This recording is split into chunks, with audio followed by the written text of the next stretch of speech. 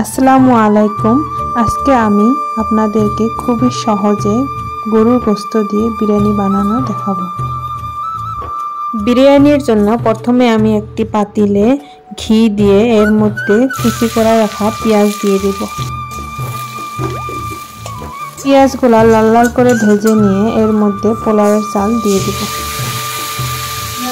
এখন সুন্দর করে কিছুক্ষণ ভেজে নেব। ভাজার পাশাপাশি এর মধ্যে দিয়ে দিব পরিমাণ মতো লবণ, দিয়ে সুন্দর করে নেড়ে চেড়ে এটা ভেজে নিয়েছি। এখন আমি এটা তুলে রেখে দেব।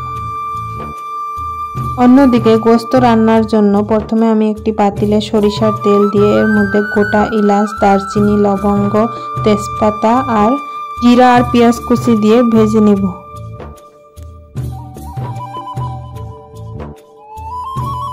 কিছুক্ষণ ভেজে এর মধ্যে দিয়ে দিব আদা রসুনের পেস্ট।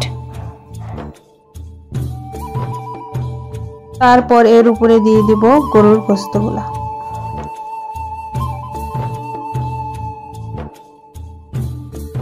গোশত দেওয়ার পরে এক এক করে এর উপরে সব মশলা দিয়ে দিব।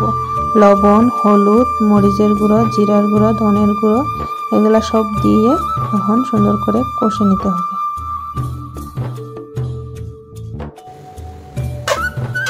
মাংস আমার সুন্দর করে কষানো হয়ে গেছে। এখন সিদ্ধ করার জন্য কিছু পরিমাণ পানি দিয়ে দিব।